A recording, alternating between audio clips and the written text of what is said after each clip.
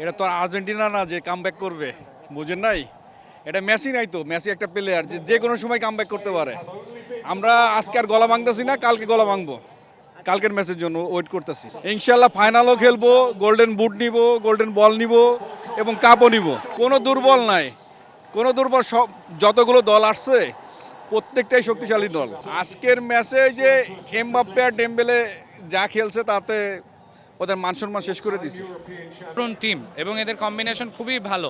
যারা বার্সায়ও একসাথে খেলে, আজকেও হাইলাইন খেলছে এবং সেই হাইলাইন খেলার কারণে কিন্তু ফ্রান্সের অনেকগুলো অফসাইড হয়েছিল, যেটা আপনি দেখছেন, এবং ফাইনালি স্পেন বিট করছে ফ্রান্সকে। ফাইনালে তাদের প্রতিপক্ষ অবভিয়াসলি আর্জেন্টিনা হবে এবং আর্জেন্টিনা সেখানে স্পেনকে হারিয়ে চ্যাম্পিয়ন হবে। Thank you.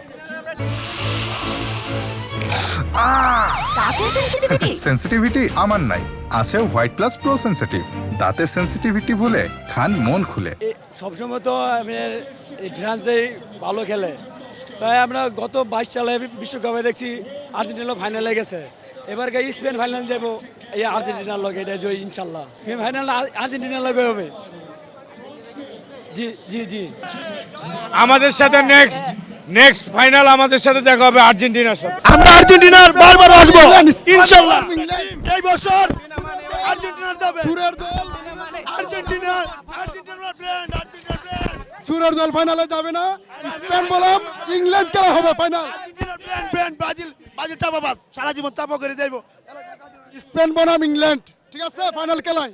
আমি প্রথমে স্পেন সাপোর্ট করছিলাম, বাট পরে স্পেন প্রথমে গোল দিছে, তারপর আমি ফ্রান্স করছিলাম যে ফ্রান্স হয়তো ঘুরাবে ম্যাচ। দুইটা খাওয়ার পরেও বিশ্বাস ছিল যে ফ্রান্স ম্যাচ ঘুরাবে, কিন্তু হ্যাঁ হতাশ। আমি পর্তুগাল সাপোর্টার, আমি ওই দিনও হতাশ, আজকেও হতাশ।